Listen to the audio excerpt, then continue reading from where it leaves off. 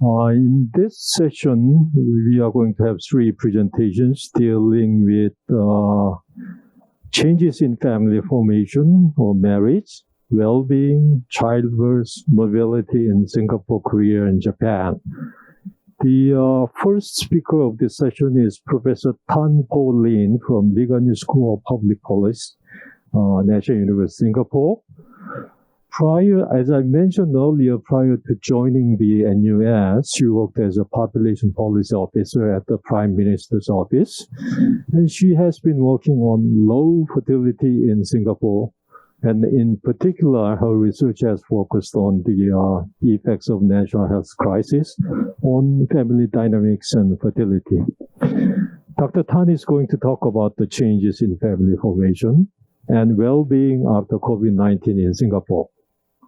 Please welcome Dr. Tan. Thank you very much, Professor Kim. Dr. Shin, thank you for the opportunity to be here today. I'm very glad to have the opportunity to talk about my research on the demographic consequences of COVID-19 for family formation and well-being in Singapore. So let me also quickly note the long list of collaborators without whom this would not have been possible. A quick background on the fertility situation in Singapore would probably be quite familiar for most of us in this room. Singapore has very low fertility, currently resting at about 1.1. These various lines that you see on the screen are for different races. Generally speaking, the largest race is the Chinese, and the fertility rate is also the lowest for that group. In Singapore, usually when surveyed, couples explain that they do want to have children. They do want to get married, but they don't due to high costs and stress. And of course, during COVID, these things did not improve very much. Let me now turn to quickly how COVID unraveled in Singapore. So in Singapore, like many other countries, we're all taken by surprise by the pandemic. At first, the reaction was to try to shut down the border, but by March and April, case numbers are rising quite fast, and there was a decision to do something quite drastic. Following, I think, the lead from how the Chinese authorities reacted, we had a circuit breaker in first and the second quarter of 2020. During this period, non-essential workers had to work from home. Childcare centers and schools were closed, and basically you could not leave your house without a good reason. So you can see on the right-hand side that this is a government poster explaining what you could do and could not. Thereafter, we entered very briefly what was called Phase 1 in Singapore, where you could start to leave your house for other reasons, but you always had to wear a mask. Phase 2 was when you could now sit down. You could have sit down either in a park or in a restaurant, up to 5 persons. Phase 3 up to 8 persons, and so forth. By the end of 2020, we had vaccines that were available around the world. So that was when we started entering what we call the transition phase with vaccination differentiated measures. And finally, we entered the resilience phase where we started to dismantle all these public health measures. So just to note that these are not necessarily sequential, but sometimes you actually reverted. So sometimes you might go from Phase 3 back to Phase 2, depending on the situation. So given that, that's a very broad overview of what happened in Singapore. Here's a timeline. And this is also a good place for me to just explain what I'm working with. So I have very small, really quite a small data set that is longitudinal. And here you can see the timeline of public health measures as well as when the data were collected. The data actually started off being collected in 2018, about 2 years before the pandemic. Back then it was about 660 women who were aged 25 to 34. And then we, 2 years later, interviewed them again. only about 500 people gave their consent to be recontacted, and about 416 consented to actually did finish the online survey. So we have been following them. So basically 2 years before the lockdown, 2 years thereafter.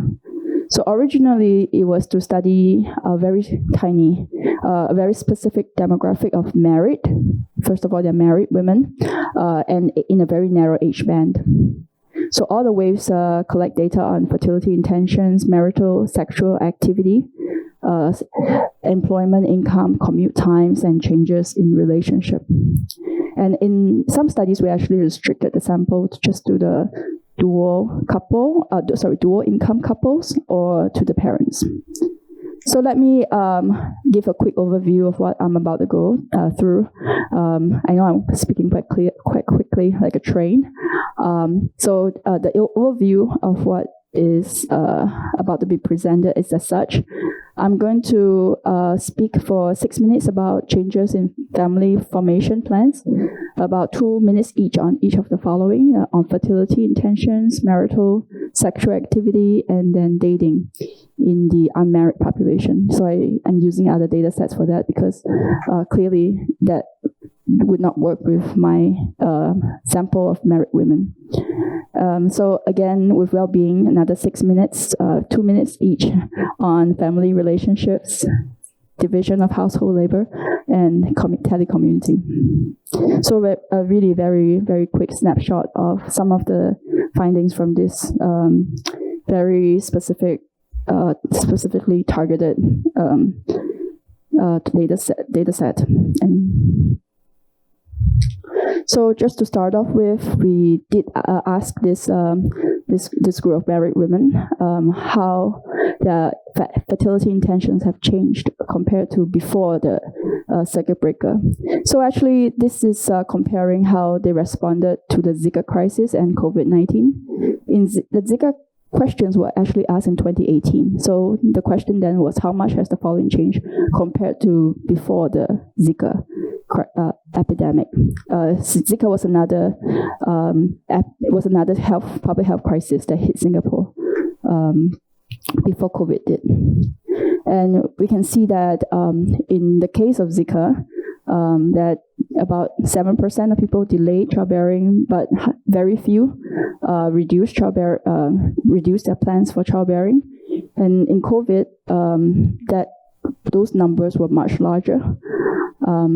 So that was the one thing that we found, and we keep in mind, just to keep in mind that these are just questions that were asked in the first year of the crisis. So these were just in 2020.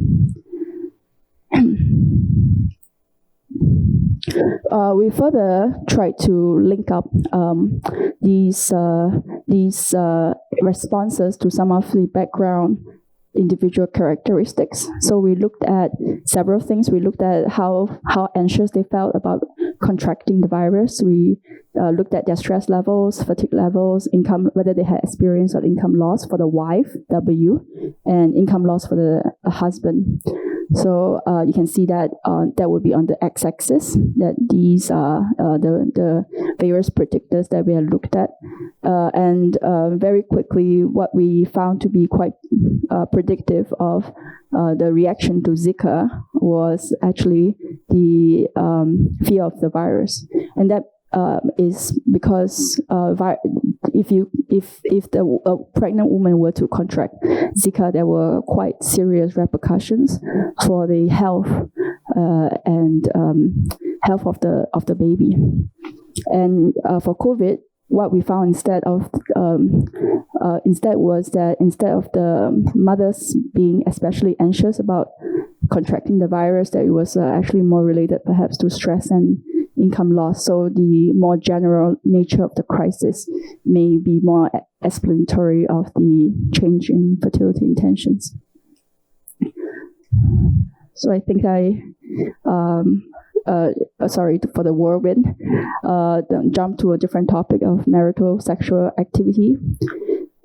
So again, we have been following how frequently these these women were having marital sexual activity. And we found that during the COVID crisis, again, during the lockdown period, in fact, that the weekly frequency of sexual activity actually increased, but it still fell almost, it still falls very much short of the ideal levels of about 1.4 times a week. But it did rise a little bit, and this is actually quite important. It's also related to age at childbearing, because coital frequency is a biodemographic predictor, also linked to infertility, pregnancy, birth outcomes, relationship quality, etc. So this is one of the things that we found. The other is that if you look at the patterns by day of the week, when sex actually happened, we found that there were some patterns by day of the week that had changed during the pandemic. So in 2018, which is the dotted line, what we found was that in Singapore, people usually have sex more on the weekends. And this is pretty consistent, it makes a lot of sense. But during the pandemic, actually became much more equalized throughout the whole week, which may be due to the fact that normal routines have been disrupted.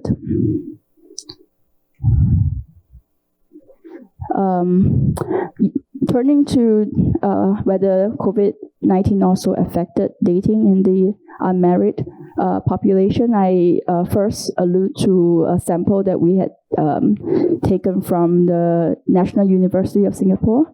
So asking undergraduate students whether COVID-19 has affected their interest in a relationship, ability to begin a romantic relationship, and ability to continue a romantic relationship.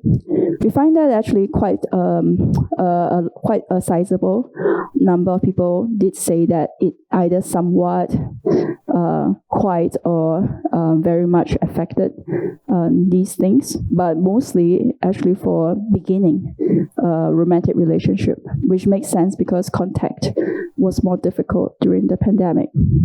A slightly higher proportion of men reported this compared to women. And when we looked instead at a nationally representative sample, so not just very young undergraduates, but Singaporean residents who were not married and aged 25 to 49, we found numbers of slightly lower in this older population of about 50% to 30%, claiming that they had been affected in terms of dating life. So that has been quite a lot of people who did respond that did claim that their dating life were impacted. So now I'm going to turn to the well-being indicators. So let me start with talking about family relationships. So you can see that the figure here shows the proportion of the fraction of the respondents who claimed worse to better relationships from red to blue.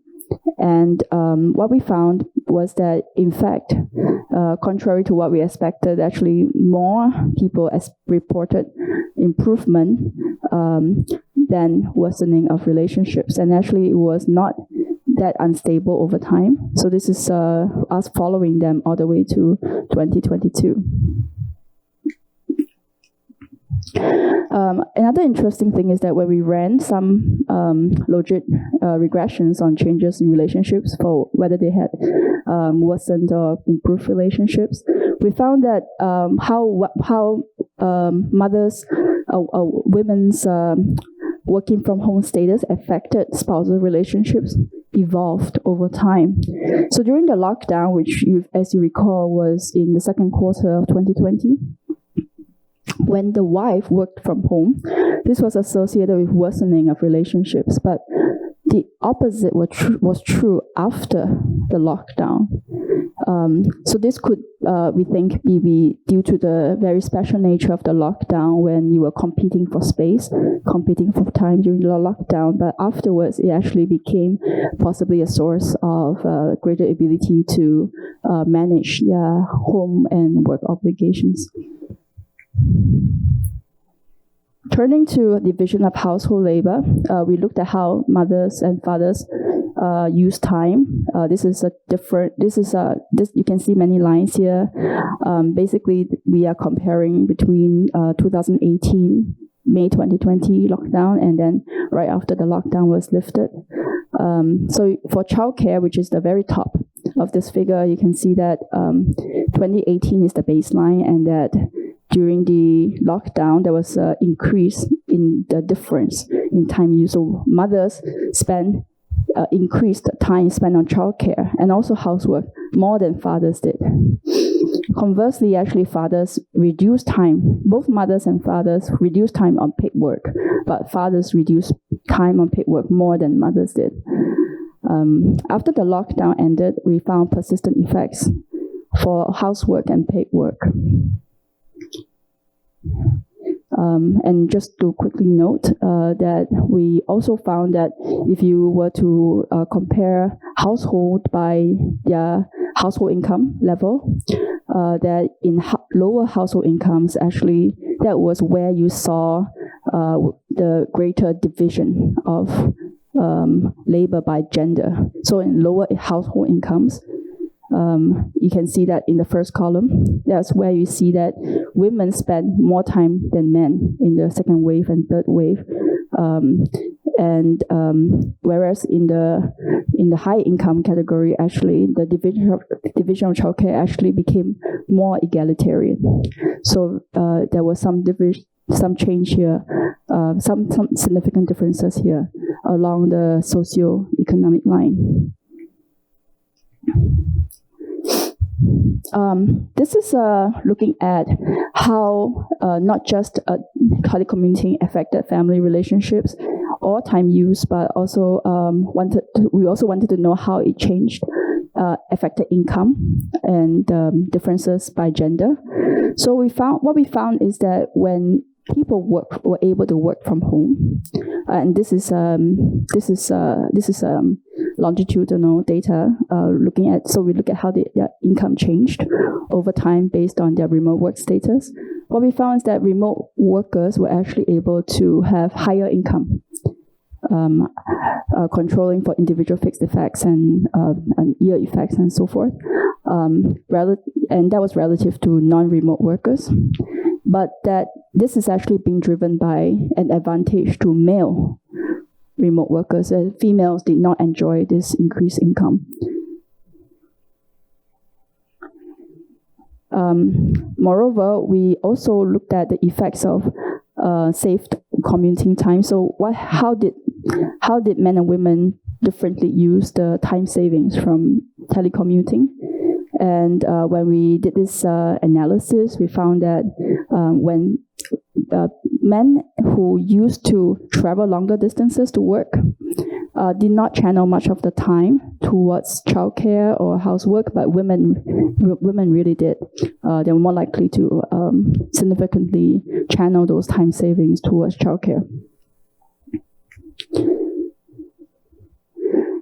And here is perhaps a more kind of easy way to see this, looking at time spent on childcare by gender and telecommuting status over time. So 2018 to end of 2020, you could see that prior to the pandemic, that men spent less time than women did, but on childcare. So in 2018, the bold lines where the points are, it's about the same. And actually, even if you were a telecommuter, you spend also about the same time. The gap is about the same. And then it moved to 2020 May. This gap just expanded a lot for women and continued to be quite large by the end of the year. So let me round that up, and I do apologize for the whirlwind of results, non-stop showing of table after table. So if I may just get everybody to, if I may just summarize some of what I found. In terms of family formation, I found that there was a reduction in fertility intentions at the start of the pandemic. So I'm very grateful that later we'll hear more long-term results in Korea. So in terms of the fertility intentions, we found lower fertility intentions linked to stress and income loss. Marital sexual activity increased in the immediate period during the lockdown. And we found also that it might have affected dating in the unmarried populations. In terms of well-being, we actually saw net improvements in family relationships that actually carried into 2022. The division of household labor, like much of what the international literature suggests, has become more unequal, especially among lower income groups. And finally, found some pretty interesting results on telecommuting income. It increases income for men and childcare time for women. So in terms of implications, sorry, I know it's almost time. We found that COVID-19 reduced the aspirations, led to more robust sex lives, which we are doing more analysis on long-term effects, but we don't think there are actually long-term effects, and this might actually also have implications for the formation of marriage, for transition to marriage in future younger cohorts. Working from home is a whole different topic. We found that telecommuting wives actually reported better relationships after the lockdown, and that actually this particular more flexible form of work produced more household specialization. Thank you. Thank you very much, Professor Tan, for being very punctual. It was an excellent summary of the survey result on the recent changes in family formation and well-being in Singapore. I was very much pleased to see your note on the presentation time allocation on your slide. It was my first time to take a look at such kind of note. It was very kind of you. Well, anyway, we are all aware that Singapore has been very successful in adopting vaccine program and the other prevention policies.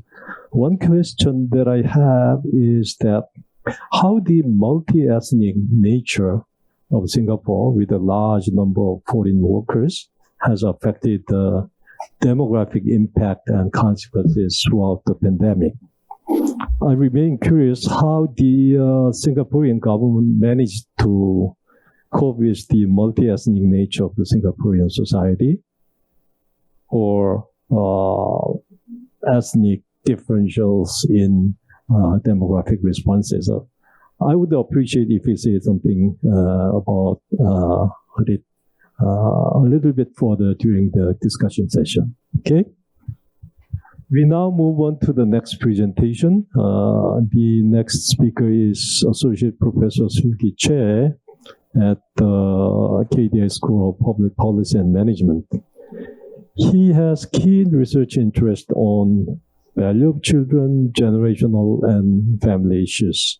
And this afternoon he's going to talk about dating, marriage, childbirth of younger generation during the pandemic period, based on his own survey conducted during the past 2 years. Please welcome Dr. Choi. Hello everyone, I came from another public schools. Okay, my topic is dating, marriage, fertility changes during the COVID-19 in the case of South Korea.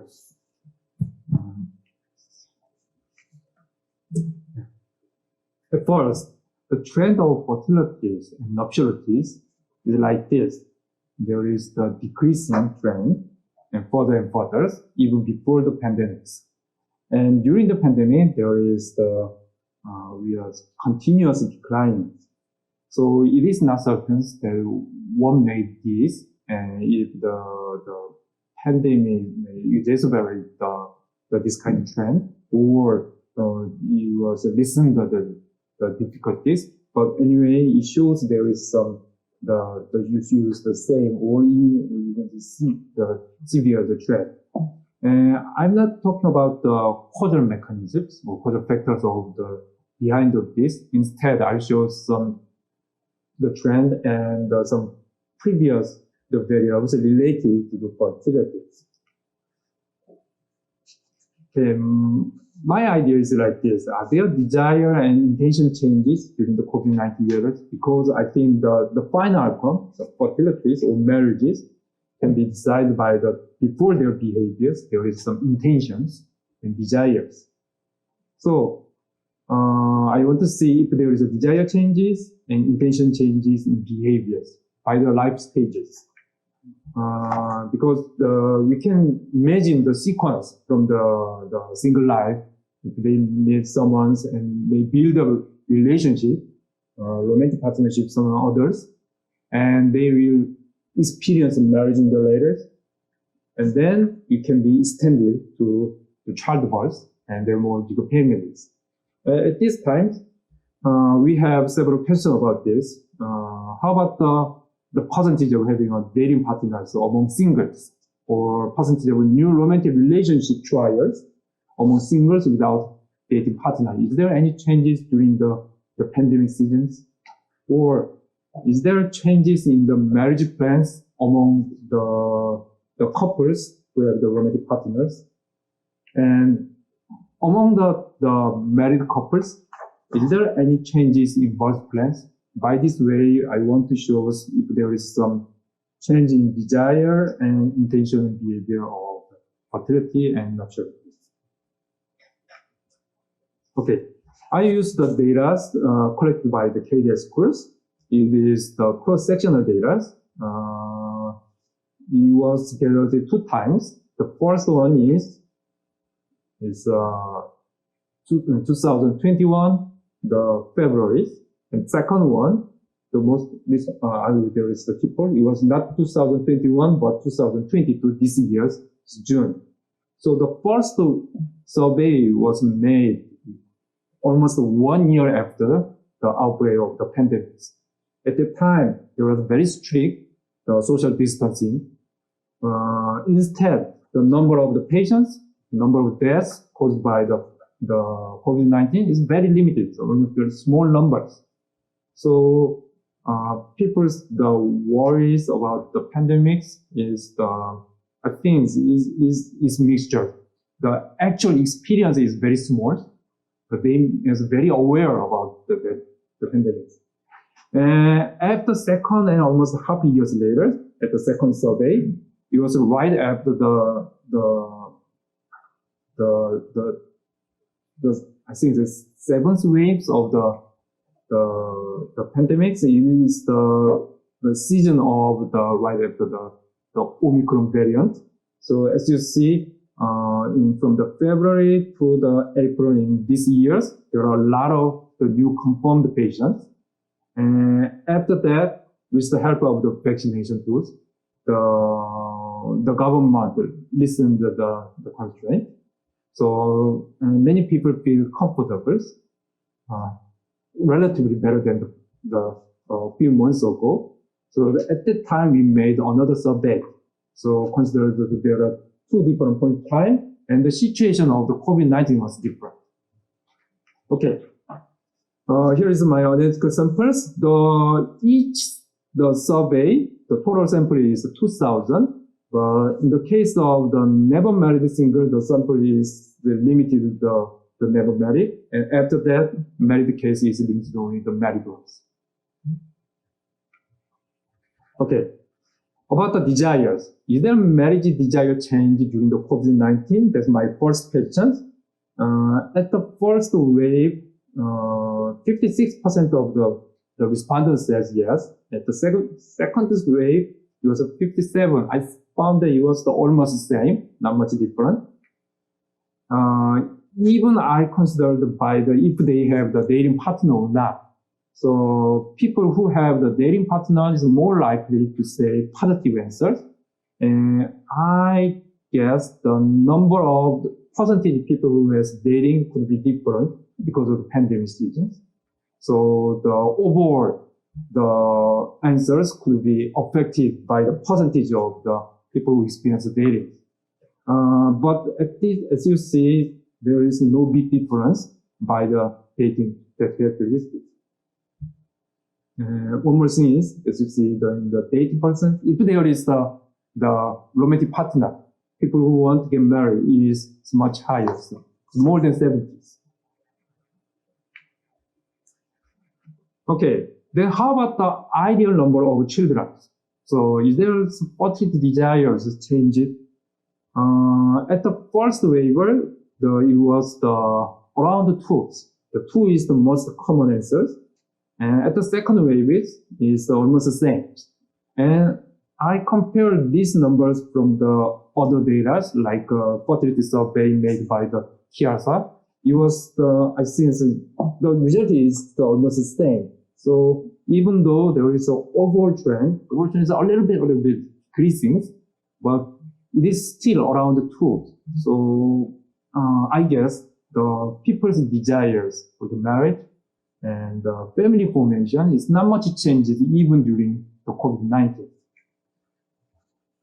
Okay, and so the first summary is there is no big changes in the desires. Then how about their more intentions and the behaviors? At first I checked the percentages about how many people build romantic partnerships. At the first of the survey, there is roughly speaking, 1/3 of them said they have the dating partners. And at the second wave, it's almost the same. So the people who experience the dating partner is not much changes, even though during the pandemic, even though there is some rules of social distancing, this percentage is not much changes. I think it was somewhat interesting because they may feel some more difficulty to find someone. Because at the second survey, I asked the route to make the new partners. The most common answer is while participating in the community activities such as schools, work, religion, and other social clubs. So not by intentional some introduction by the others or some coincidence, it's relatively rare. It means if there is some more difficulty in participation in the offline activities, they may have more difficulty to find the new ones. So I think there is 2 possibilities. Even though there is some difficulties, young generation maybe not much experienced by this kind of difficulties.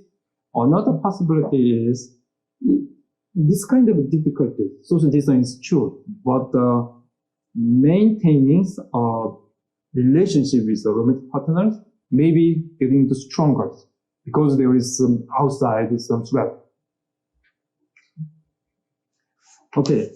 Then how about the formation of new relationship? I asked for the never married single individuals who don't have a dating partner currently, if they experience to meet someone new for making a romantic partners. At the first survey from the outbreak of the pandemic, it was almost 1 year, only 22% of them says, yeah, they are experienced. The 78% said they never experienced. At the second survey, this number was decreasing, but I think it's natural because the exposure time is the longer. So almost 2 years, only 1/3, 36% of them, they said they have experienced with someone new. Because right after before the survey, there was some big change in social distancing rules.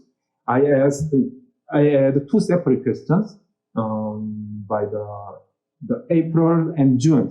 If I see the June, this number is slightly increased, but not significantly. Okay. This kind of the ratio is quite different by the age groups. The young age group, like late 20s and early 20s, a little bit more than half are never experienced. I don't know, the 45% is big enough comparing to the before the COVID-19. Some main things that because it was more than 2 years, the people who never experienced this kind of the trials, so it could be, I think it can be the big numbers. Okay, so about the romantic relationships among singles, the ratio of the romantic relationship is maintained, but formation of the new relationship, I think there is some concerns. Then how about the marriage plans? If there is the singles who have the romantic partner, and if they may think about some marriage, that's almost half. I ask another question, if they have the marriage plans, which is affected by the COVID-19. Around 70% of them, they said there is no changes. Sooner than the original plan is relatively fewer. Later than original plan is bigger. One interesting fact is the people who want to postpone, delay their marriage plan is decreasing sizably at the second wave. I think we can guess two reasons. First one is because there is the lesson about the social distancing rules, they feel more comfortable at the second times, or at the first year they try to delay the marriage plans, but they cannot wait further because it will last more than 2 years. So there is some people who decide anyway to get married. So considering these kind of changes, probably people who answer that later than originally planned will be reduced sizably compared to the first wave. Okay, so here is the summary. Then let's move on to the last one. How about the birth plan? This question was asked only for the married individuals. At first I asked about, has your plan to have a child changed after COVID-19 pandemics? More than 80% of them, there was no changes. But I think most of the married couples, regardless of what happens, if they already finished the fertility plan, the outside the factor is not much important. So I think it's better to limit the samples to those who only have the babies less than their ideal numbers. Then the percentage is like this. No change is reduced around 80%, and fears or give-ups is at the wave 1 is 8%, and postpone is 4.8%. And this negative response is much bigger than the positive one, like more children or having the children even sooner. This kind of negative response is greater than becomes greater at the second waves. It looks like there is some issues or some serious implications. As you see, the fewer children become 12.8%, and postpone is around 7%. If I combine all of these, it shows that if it was realized, then we expect some further decline of the fertilities. The same analysis was made by the parity birth orders. In the case of the respondents married but do not have children, the negative answer is much bigger than the positive answer. And if they have the one child, they show similar the trend. But if they have the more than two, the no changes is even more than the 90%, and the negative and the positive is both of them becomes much smaller. One interesting part here is if they do not have a child, compared to the other cells, the delayed opinion, the postpone is much bigger. And if they have the one child, instead of the delay, many of them decide to they give up to have the additional child. So it means there is some negative change in terms of both tempo and quantums is more frequent than the positive one.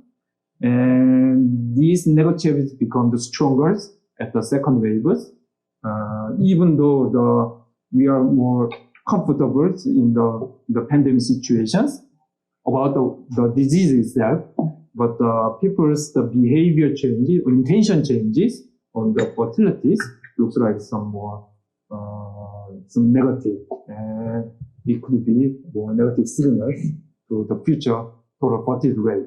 So when you come back to the original trend of South Korea fertilities, then it could make some gloomy the perspective. Okay, thank you. Thank you, Dr. Choi, for an excellent summary of the findings from your survey.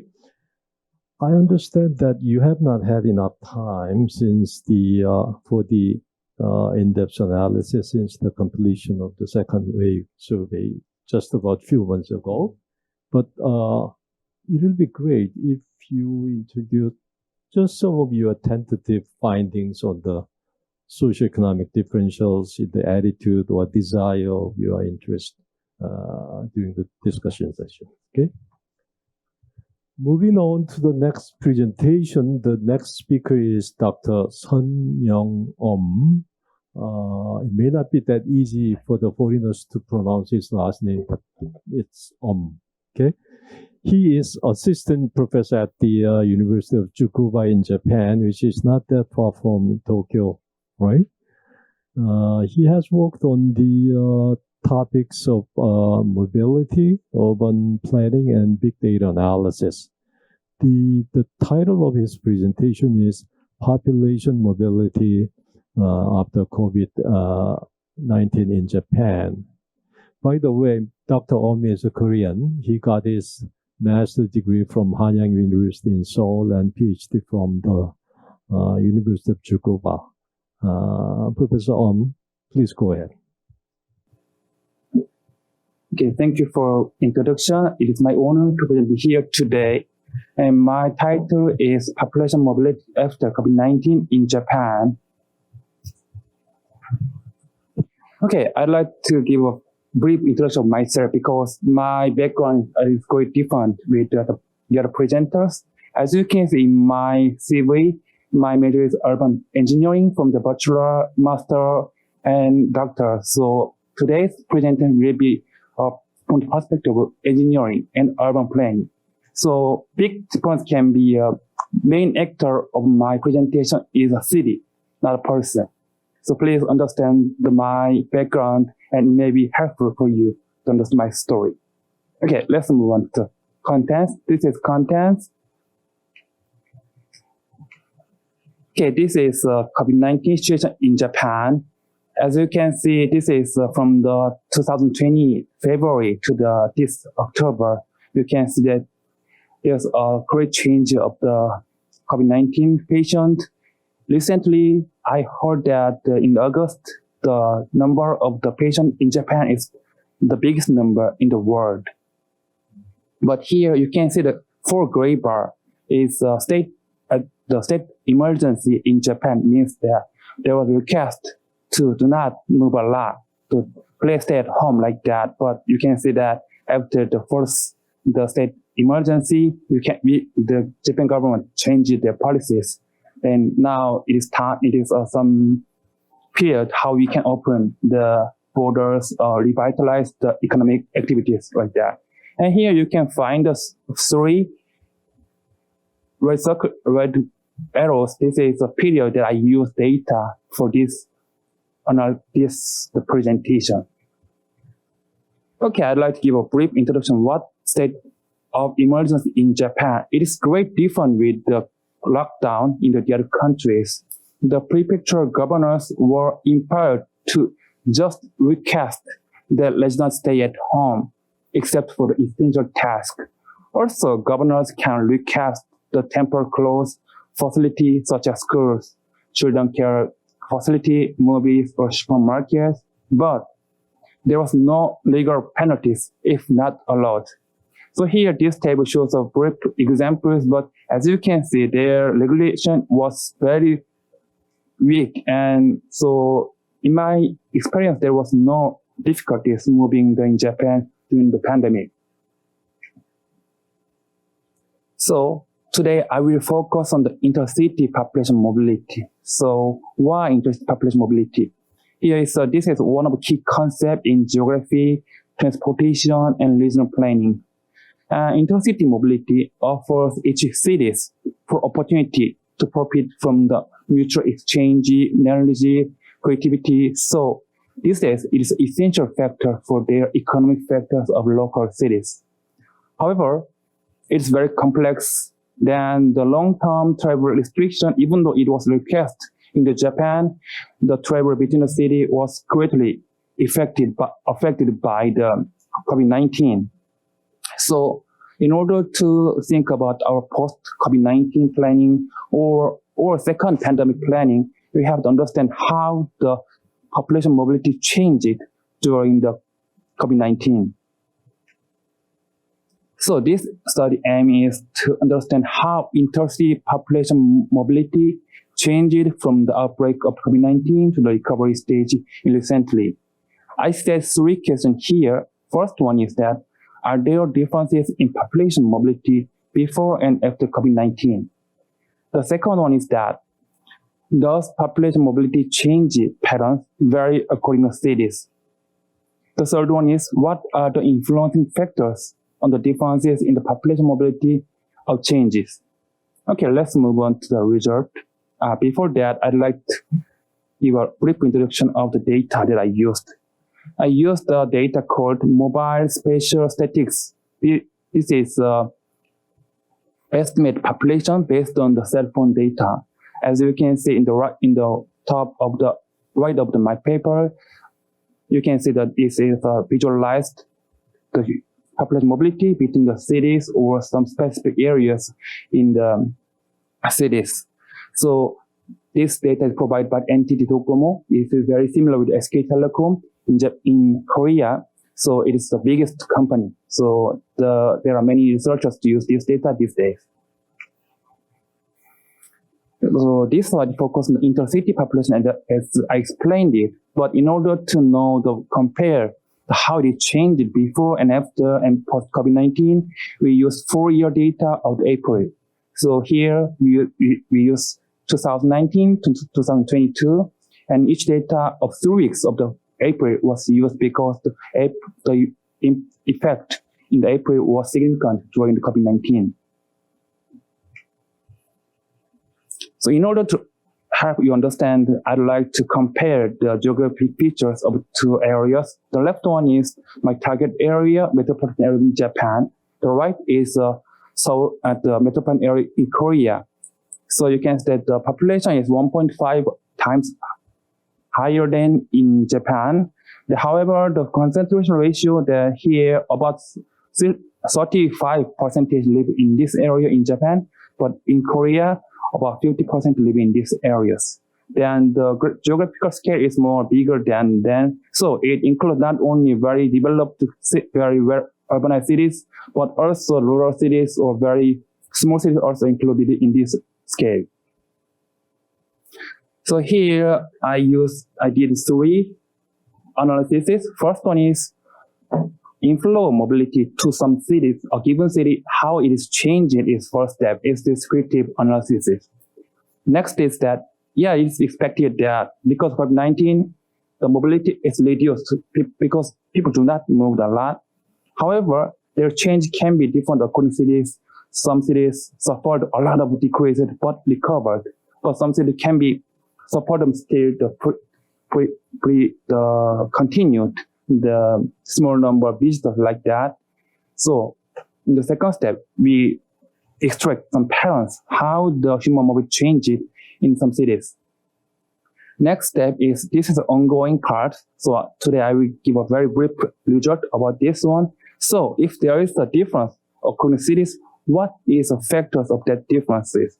So what city we have to more focus on? What city we have some kind of sometimes you have subsidies to vitalize their economic situations. Okay, let's move on to first stages. Here, these two graphs shows the weekday and weekend human mobility in my target areas. You can see that in 2020, there is great decrease both weekday and weekend, but the decrease rate is more significant in the weekend. However, we focus on the recovery stages. We found out that the recovery of the weekend is more higher.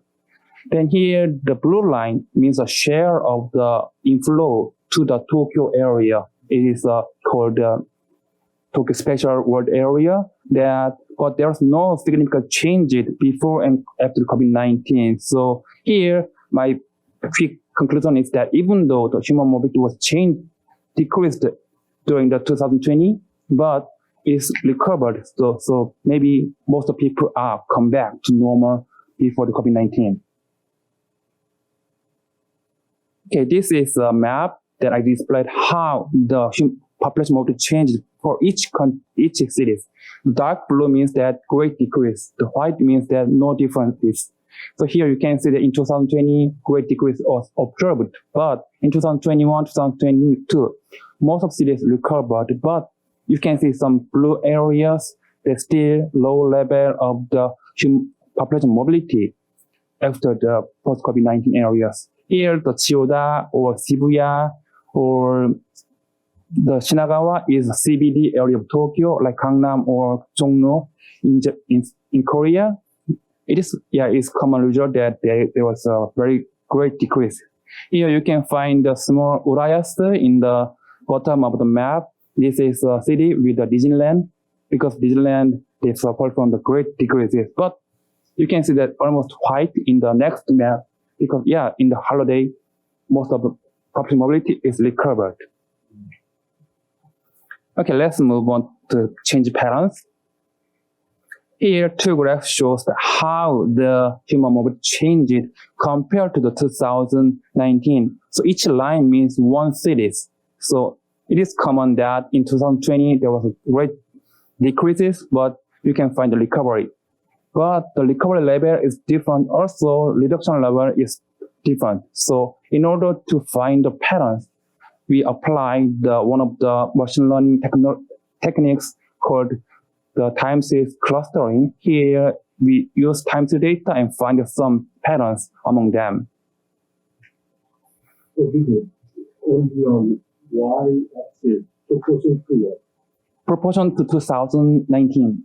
So it means that 100% is no change compared to before COVID-19. So here, the 40% means that over 60% of population mobility reduced because of I'm sorry for the short explanation. So this is brief result of the weekday. So I found 4 clusters from C1 to C4.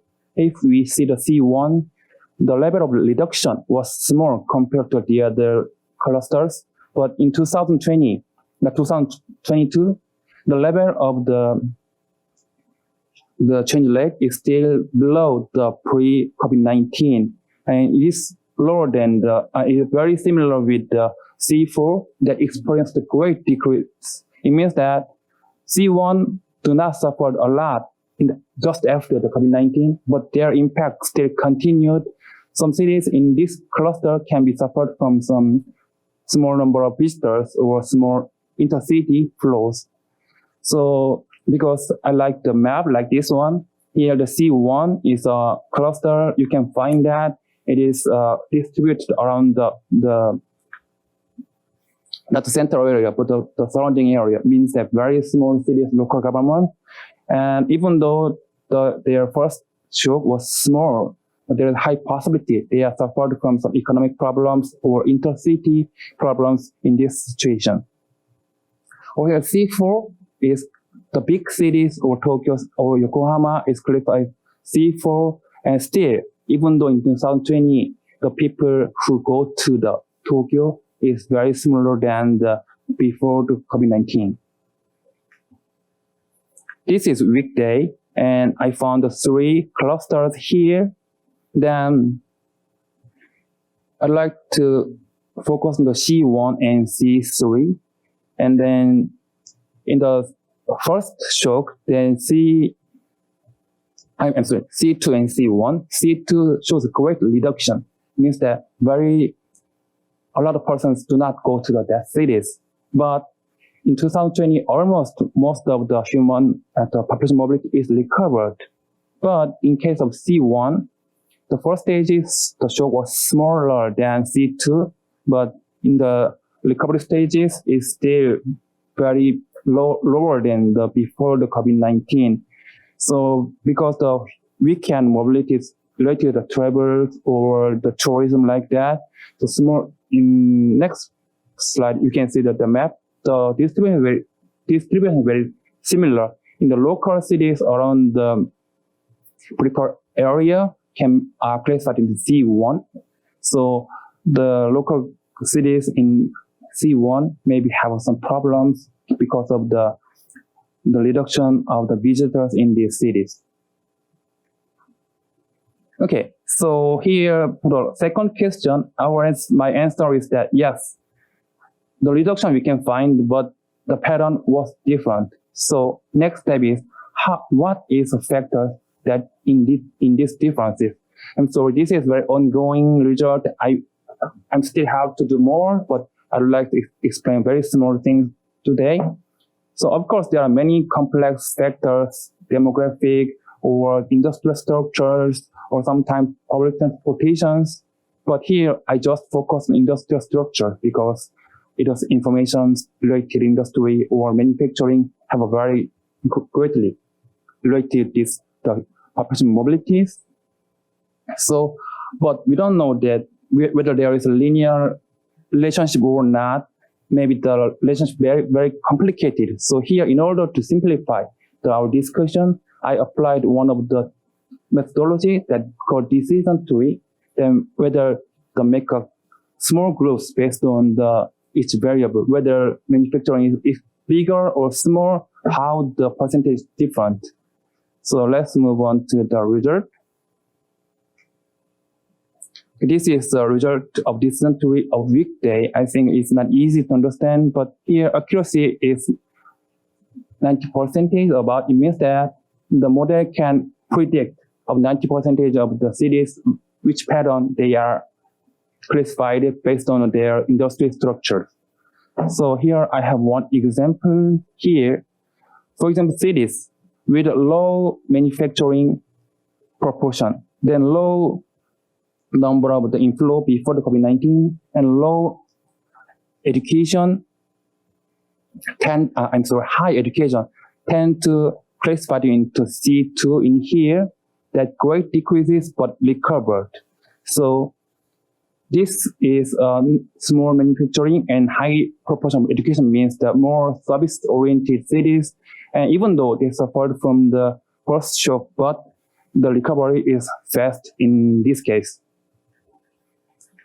Here is one of the example of C1 compared to the opposite to the previous slides. Here, this city have a high proportion of manufacturing. It means that this city is oriented in manufacturing industries, factory like that. Then small number of accommodation, eatings, and small number of transportation or small number of education. So this is very traditional industrial-based cities. Then based on this, we can assume that there's no attractive things for these cities that people want to visit these cities. So this result here, even though there was small decreases, yes, from the first time, there was no small number of visitors, but the impact of COVID-19 still continued. And we don't know the reason why the reduction, but this reduction about the 20% of the visitors from the outside can be a great shock for these small cities. And this is the result of the weekday, similar with that, about 70% prediction accuracies. Then I will give one example, C1, that shows not the big shock in the first stages, but the negative impact still remained. And here, small number of education, small number of wholesales, small number of transportation. Yeah, great decreased but not recovered. It is similar with the weekdays. So more that's so service-oriented cities tend to classify it into C1. Okay, let's move on to the conclusion and discussion. Here I said 3 research questions. So for the first question, are there differences in population mobility before and after COVID-19? Yeah, in total, there was no big difference before and after COVID-19, but some cities do not show, some cities show some, of course, reduced mobility we can observe, but some cities do not show a significant difference between the before and COVID-19. So here is the other issues in Japan.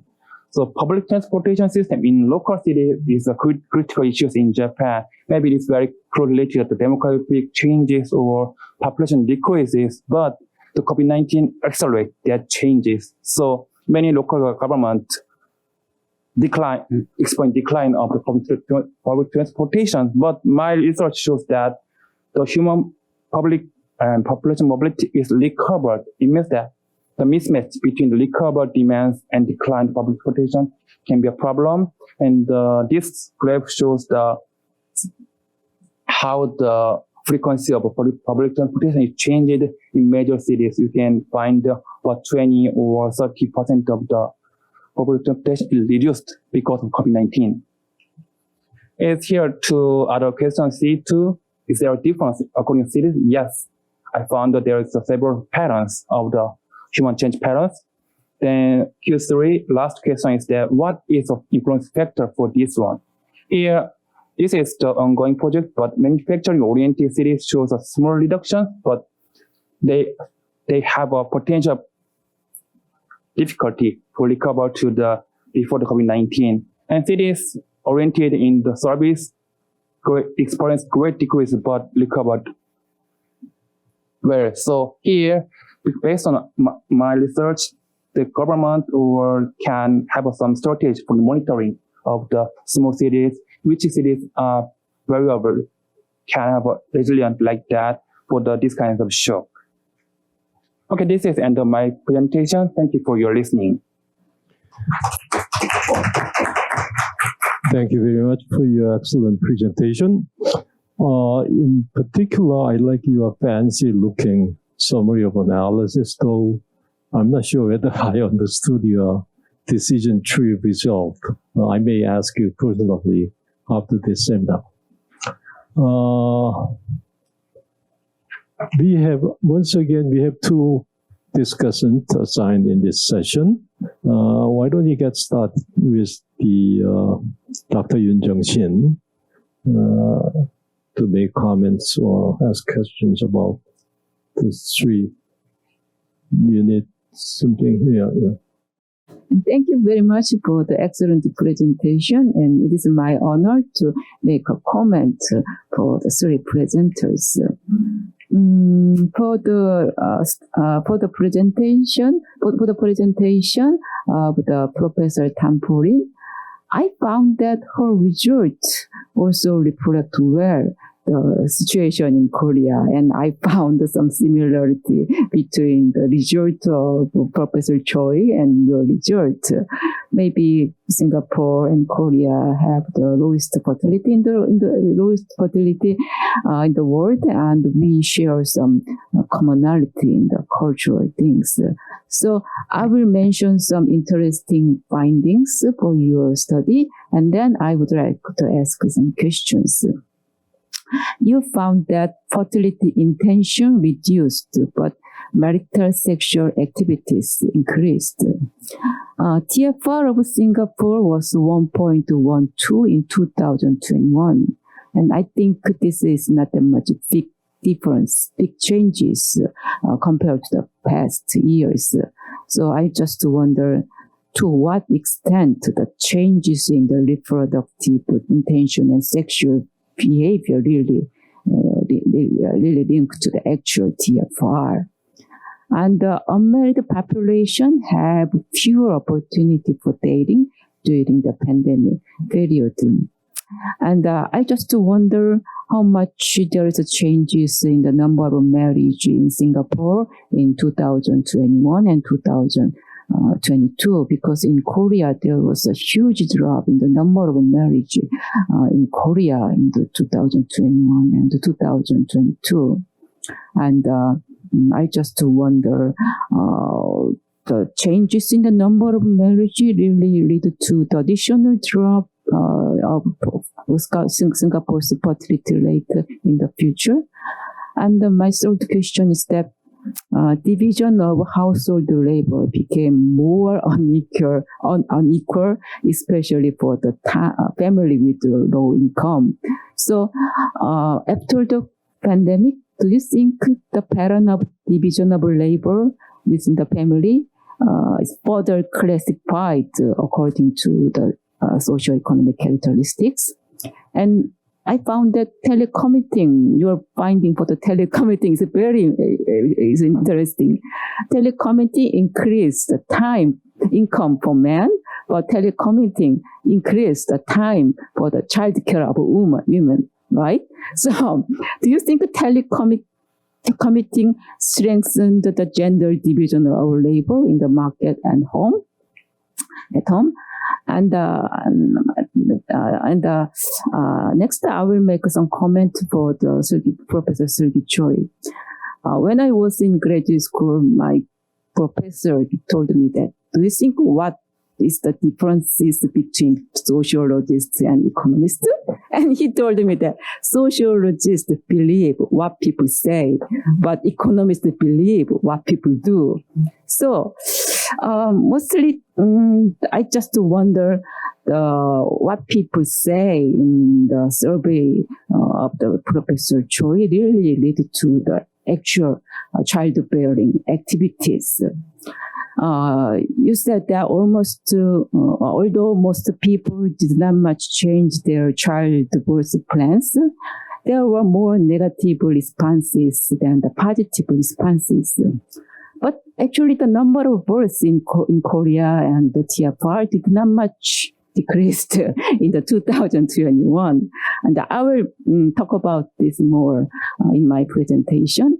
And do you think the responses in your survey really reflected in the actual TFR in Korea? And if there is a child, people are more likely to give up to have additional children. And I think this is true because according to my study, the number of third births and second births and third births decreased more than the first births. My final question is that family formation desire is maintained and romantic relationships are maintained, but marriage is just delayed. But do you think but we have a huge drop in the number of marriage in the last year and these years. So I just wonder how much these responses really reflect the unprecedented decline in the number of marriage in 2000 and 2021. Okay. And for the last presentation from the Professor Sunyong Eom, actually, I just worried about your presentation because I'm not the expert in the intercity mobility, but you explained very well, and it is very interesting. And I also found that your finding is also very correct the situation in Korea. But I asked for the Professor Young-Long Kim because he has the same major with you. So I asked for him for some technical comment. And but I would like to ask some general questions. You said that intercity population mobility provide many opportunities and socio-economic benefits.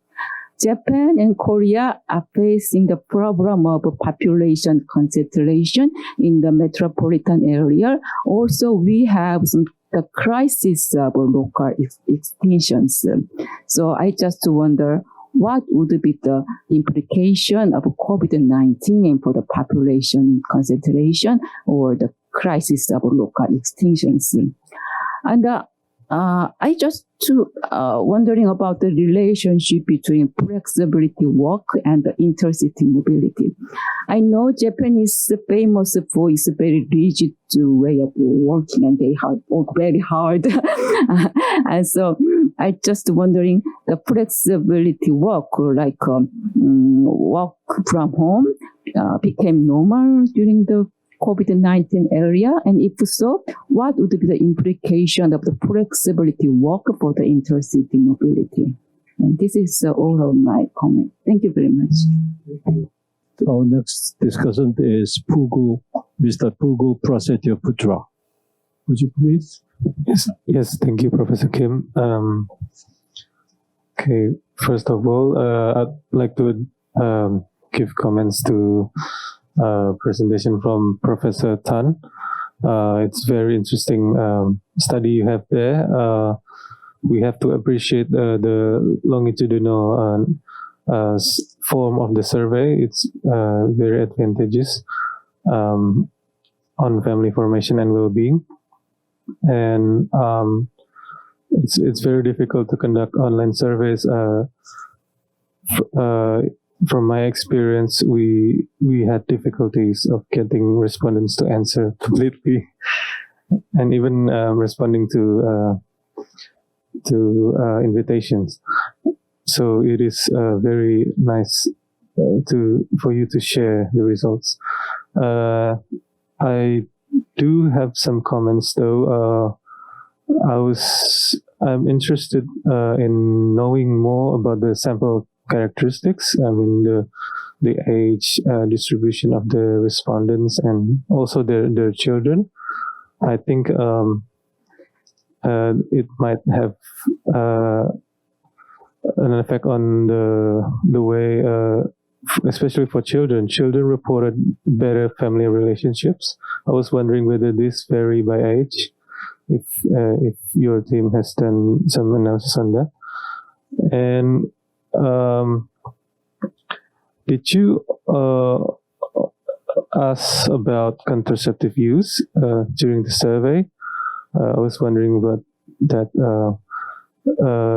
There might be some lessons for that for Indonesia regarding contraceptive use.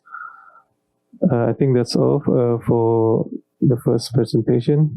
For the second presentation by Professor Choi, it's very interesting. It's similar to the first one regarding family formation, romantic partnership, and marriage plan and birth plan.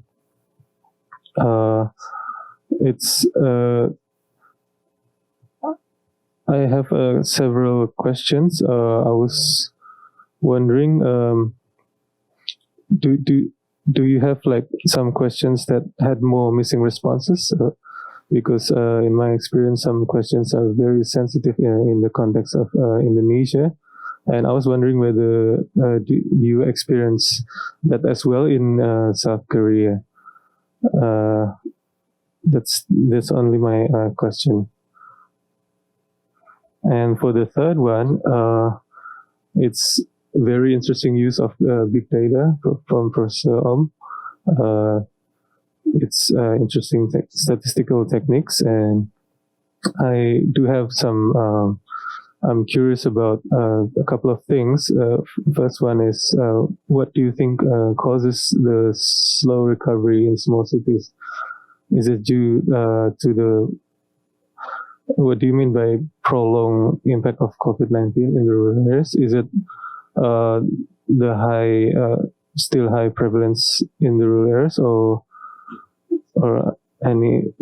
something else? And my second concern was about the employment arrangement, but I think it's already been asked by Dr. Shin about how would the employment arrangements in during the times it is affected the results.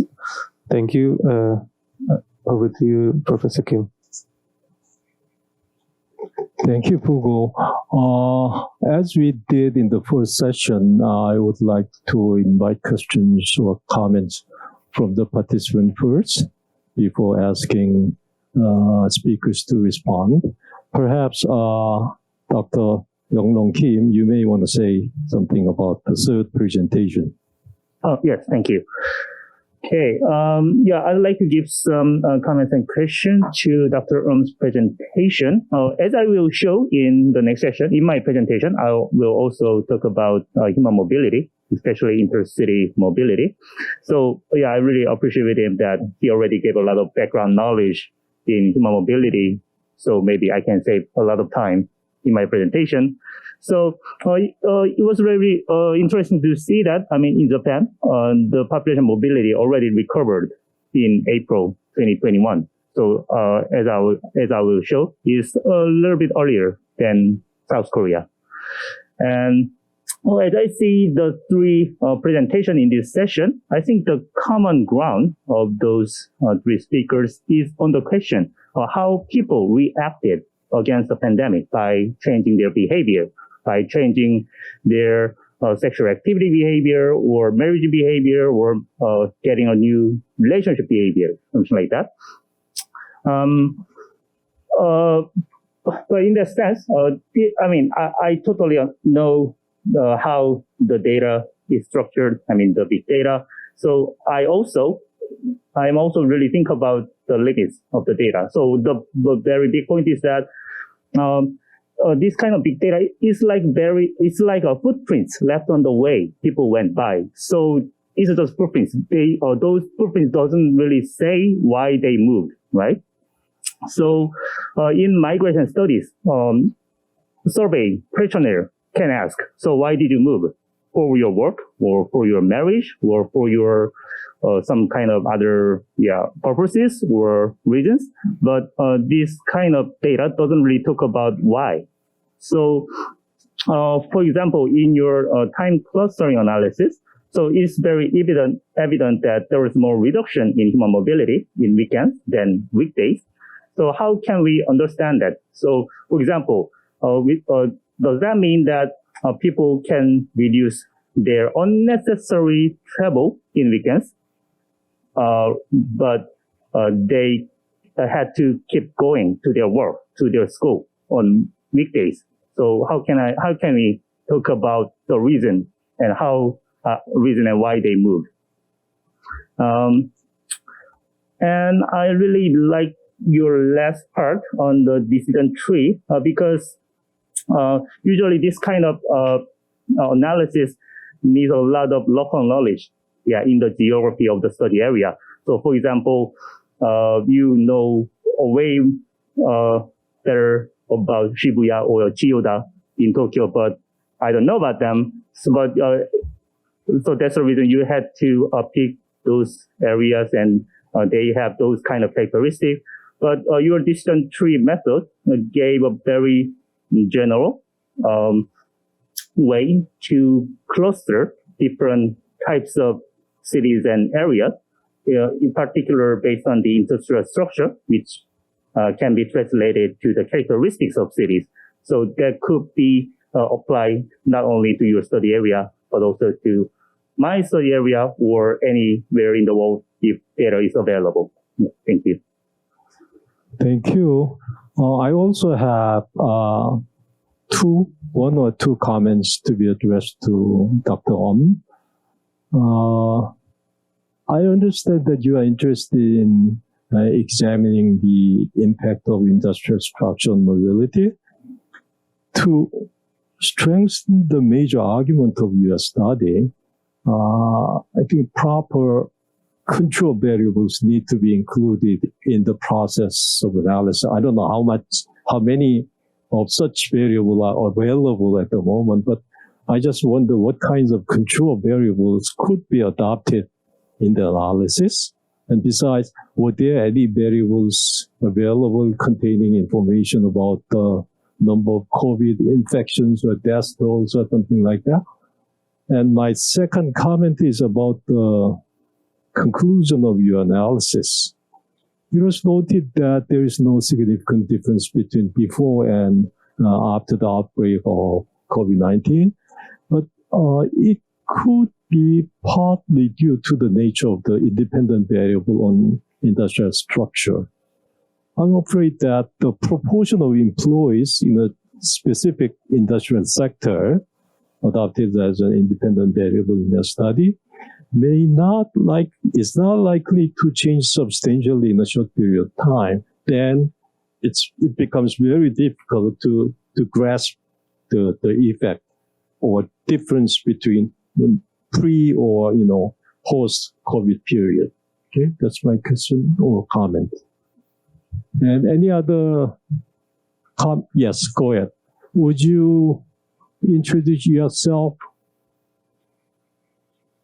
your name and organization briefly? And the thing is, he cannot see you. So would you stand up, please?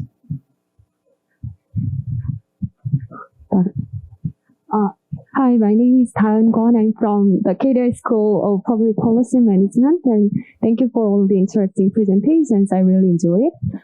First of all, actually, I have two questions, one for Dr. Poh Lin and the other for Professor My first question to Dr. Poh Lin is about the telecommuting and the housework division, because my question is how did you measure the telecommuting in your survey?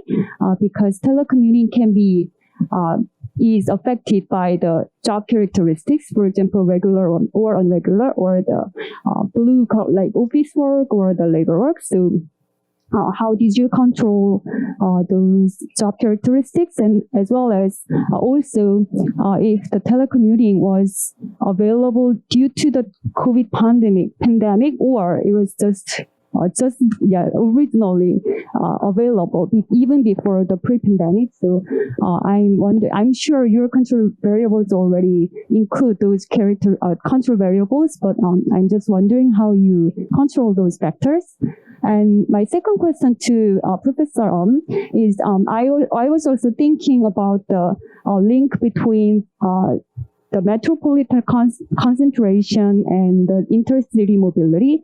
But as already Dr. Shin and Professor Kim Young-Rong also pointed out, I might be waiting for your answers to them. But I was thinking that because in case of Korea, since the government complex has moved to Sejong City from Seoul, definitely the intercity mobility between Seoul and Sejong has increased a lot, right?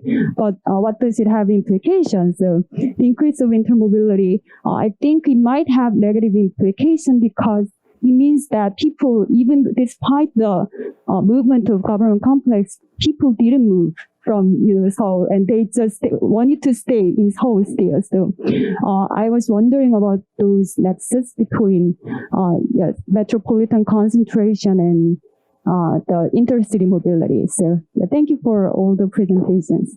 Thank you. I think speakers got enough comment and questions. So now I would like to ask each speaker to respond to the comment and questions. And Dr. Tan, you are the first. Thank you all for the questions and thoughts on my presentation.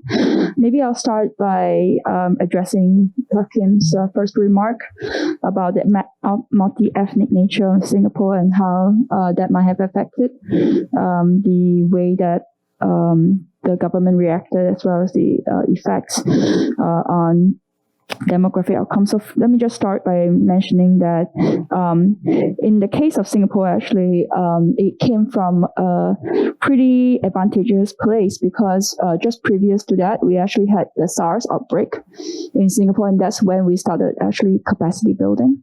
So we had a very robust public health communication system and contact tracing system in place to deal with the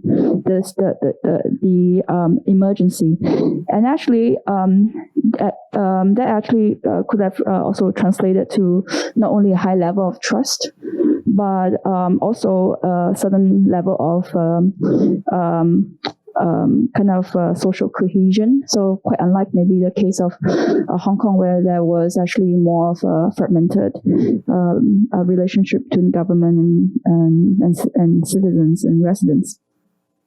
So just to quickly make some quick notes about the multi-ethnic factor. The first thing is that during the pandemic, the government actually broke its own track record or its previous way of approach towards welfare policy. And during the pandemic, actually the genie fell because the government spent so much money on social welfare.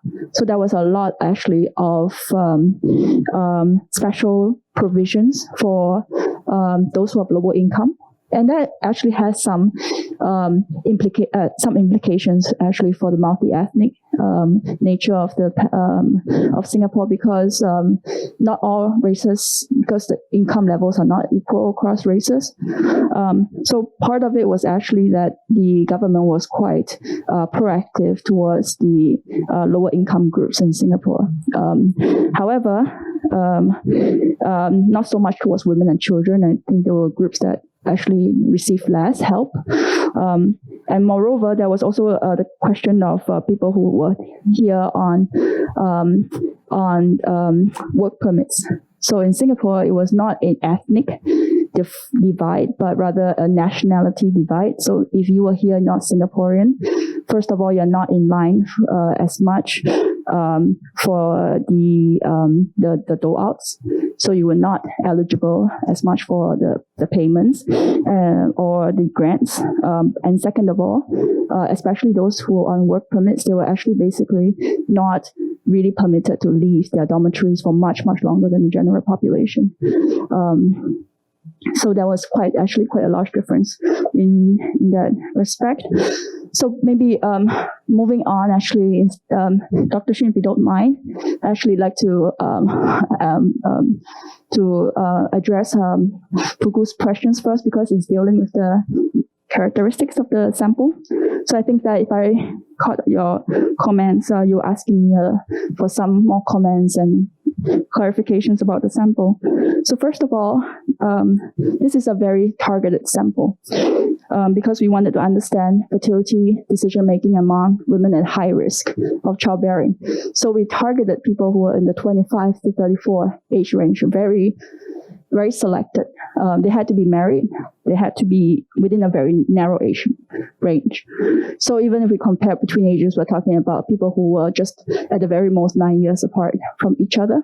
With regard to presence of children, about 80%, if I remember, had at least one young child below the age of 7. Also, about 80% actually said that they still wanted more children, because the age range is such that in Singapore, most people have their first child around the 30s. So a lot of people had one child, but they still wanted more. So the childbearing keep going. So I would like to say that we didn't do too much analysis that looks at different age groups, because that's a very narrow age range to start with. And you made a very interesting point, which I never thought about, which was looking at contraceptive use. So contraceptive use, we did collect data and we did use that as controls for sexual activity, but I don't think we ever used that for a dependent variable. So that's interesting. We had not looked into whether that led to more people being likely to use contraceptive during the pandemic. Which I think naturally leads me on to Dr. Chin's remarks. So Dr. Chin, if you recall, you were asking about whether the uptick in sexual activity helped with Singapore's fertility. And I think that is related to what Dr. Prasetyoputra was saying about contraceptives, because you could have an uptick in marital relations, but also an increase in contraceptive use, especially if intentions have fallen. And I think that the data speak for themselves. There was no increase in the fertility rate. And it's in fact quite likely that even if people adjust their sexual activity, that it actually at the same time was protected in the course. But I was thinking the long term, if there was a long-term change in terms of the routine that if once the pandemic, issues were to discontinue, but you had more of a increase in sexual activity, that actually that could be something that's silver lining of the crisis. With regard to whether the marriages dropped, absolutely. We saw a historical decline in marriages, and not because hotels were closed. So usually Singaporeans hold their weddings at hotels or very expensive restaurants. Not only would those those venues closed, but in Singapore, another interesting contextual issue is housing. Now, I don't think that this is necessarily true anywhere else in the world, but in Singapore, before you get married, you apply, a lot of couples, majority will apply for housing from the government, for public housing. And then you wait 3 years to get the keys to your place. And then basically it's a very long engagement while your house is being built. And of course, during the pandemic, construction workers are all shut up in their dormitories. They can't come out to do construction work. So marriages were also pushed back because they couldn't get the housing. Okay. Finally, I think that maybe one question that you had, which was related to the audience's question, was about telecommuting. Yes, I think that generally speaking, I think telecommuting lead to more household specialization. In terms of income, I think that the divide is there, but also mothers got to spend more time with children, which is not necessarily a bad thing from certain perspectives, if that is in fact something that women often express wanting to do, because there's such a thing as mother's guilt, right? When they don't get to spend as much time with their children. Finally, the question about how it was measured. So we had two ways, two parts to that answer. The first thing is that when we were looking at telecommuting, first we defined, first the way that the question was asked was, to what extent did you work from home or something like that? I don't have the exact question on this, but I remember that there were 5 options. At home only, mostly at home and partly outside, half at home and half outside, mostly outside, and then only work outside the home. So for remote work, we looked at people who were only working at home. But when we were measuring time savings from commuting, we did weigh it by whether they had partly worked outside. So we used a scale to measure time savings. Thank you once again, everyone. Thank you. Dr. Choi, it's your turn now. Okay, it's okay to begin with some data issues. At first, during the process of data gatherings and the cleanings, only I received the answers with completeness. So there's no missing the values or variables. But in the case of the analytical samples, for example, I want to analyze only singles, then it could be much smaller than the original samples. In such a case, the sample case could be different from the original ones. Okay, it is true that in our analysis, I focus on desires or the intentions. There was the 2 regions.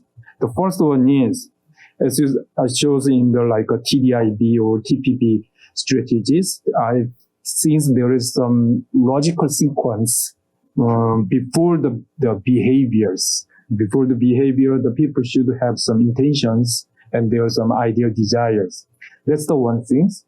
And another one is, during the COVID-19, I think there is something interesting to see some difference between some ideals, the values, and their actual behaviors.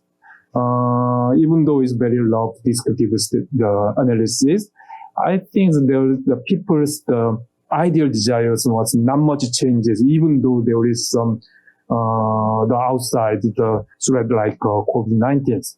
But people's their actual behaviors or the very concrete intention was impacted by COVID-19. It shows some difficulties, the young generation are experiencing nowadays. I think that's what I want to see at this analysis. And in the case of the actual behavior, their strategies could be there can choose many different choices, like they may postpone or they live without for example, the marriage or the additional childbirth. Another one is they may choose the third ways. For example, in the case of marriage, instead of the live without marriage or the with marriage, they may live like the cohabitations or like actual marriage but without the registration. And this kind of thing could be need more elaborated analysis, but it could show there are some different, some changes in their actual behaviors. And I agree that if I see some characteristics, then there is more hidden and more interesting factors. For example, this kind of their adjustment could be different by the genders. Even though the COVID-19 does not care about the sex of the peoples, but their actual behavior, their situation could be different by the men and women's mothers and fathers, and husband and wives. Their role in the context of the sexual, the norms, it could be different. And it could be different by the age groups. It could, of course, be different by the jobs or educations and the class. And even if there is a further analysis, definitely there is some more interesting factors, and I will do more analysis, I promise. Thank you. Okay, thank you. Until last night, Yunjong and I was kind of worried about not many of us dare to ask any question or comments on Dr. Eom's presentation, but it turns out that he got pretty lot of comment and questions. So are you ready to respond? Okay, first of all, thank you for your questions, and most of them are still ongoing problem for me. So I listed a lot of homework that I have listed from now, but I'd like to give a short answer that including the future plans. But first of all, Dr. Sin, then yes, the first motivation of this study starts from the concentration in the metropolitan area in Tokyo and similar with the Seoul. But the result shows that there was no difference if we compare to 2019 and 2022. The concentration on Tokyo is not changing. So I tried to find some differences, but of course, the quantity of the concentration to Tokyo is reduced, but still the monocentric structure same with the Seoul. So there is no significant evidence that there was change from the monocentric to polycentric is currently my answer. So I tried to more. If I focus on more micro levels, there was some small change like that, but I need to do more things about that. And then about the flexibility of the working. So I cannot explain in my presentation, but there was some influence from the information industry to the recovery changes. So the cities with a high proportion of the information industry tend to the small recovery. I think it is not bad thing, but I think that this is even of the new style of the working. So it was also found in my previous study in case of Seoul. So I think now, of course, there are many negative things from the COVID-19, but we learned a lot. We found something that we can change it. We can change our behaviors because of COVID-19. And for the Dr. Puguh, then so there's more. I think I need more investigation on why the slow recovery in the local areas. But there is, I think, possible reasons is that one of my assumption is that there was a lot of inefficient mobility before the COVID-19. even though it was not essential, because we are accustomed, we moved there. But one possibility is that mobility was substituted by the efficient, more close, or more effective ways is one possibility, or sometimes online is one of the reasons for that. Then still now, of course, the vulnerability of the medical system in the local city is one of the problems. So still the cities, the people who live in the big cities hesitate to the local cities because of the high risk of infections is one of the possible reasons.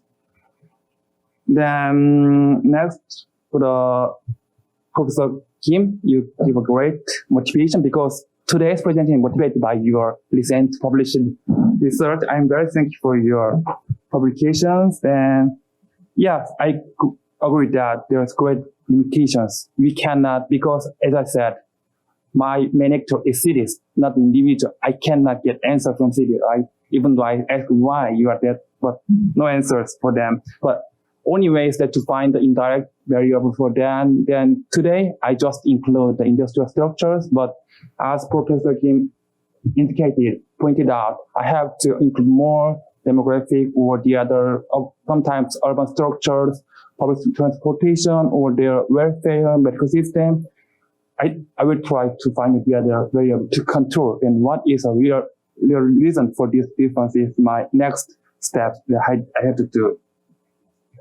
Then weekday and weekend, and I think your opinion is right. So weekend mobility is more unnecessary, not essential before the COVID-19, but the recovery rate is different. I think the reason is that the weekday mobility is substituted by online or teleworking, but maybe we cannot travel online. Of course, there are some possible ways, but I think it's very limited. And especially in Japan, the travel to the local city is more high proportion compared to the Korea. So I think one of the reasons is that, they want to go. There's one way. There's no way to fulfill our demands without going to the real situations. And for the decision tree, I have to develop more, but this is one of the easy way to deal with the complex data set. But I can't, as Professor Kim pointed out, it cannot control well the other variables. So I have to find the other way how I can. If I can find some linear relationship like that, I'd like to try to apply the other methodologies, but this is not future works. Then, yes, regarding the industrial structure. So in my study, I said the industry as a given. It may not change it within the short period. But the reason I use it is that it can be a kind of indirect variable of vulnerability of each local cities. Some cities is easy to accustom to changes. Even though it shock, it is resilient of shock. But some industrial-oriented cities are not in my studies. So in the future, I don't know how the structure will be changed because of COVID-19, but still within the 4 years, it is just given, not changed, but how the people act according to industry structure is my point in today's presentation.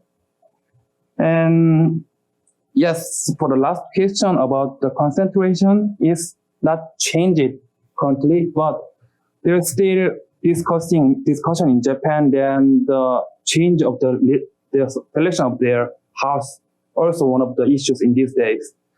Even though Japan is more traditional, they require people to go to their company, but on the other hand, they respect the private choices. So there's very, very trend to live in local cities just 1 or 2 times a week in the company. The rest of the time is in the home. It's very more popular in Japan. So I think the suburban area these days tend to increase the rent prices these days because of that, the choices. But I think because these days the rent prices of the Tokyo area is still increasing, but we have to do more long-term monitoring to know how this will change. Okay, thank you for your great recommendation. Thank you all for the great answers and response.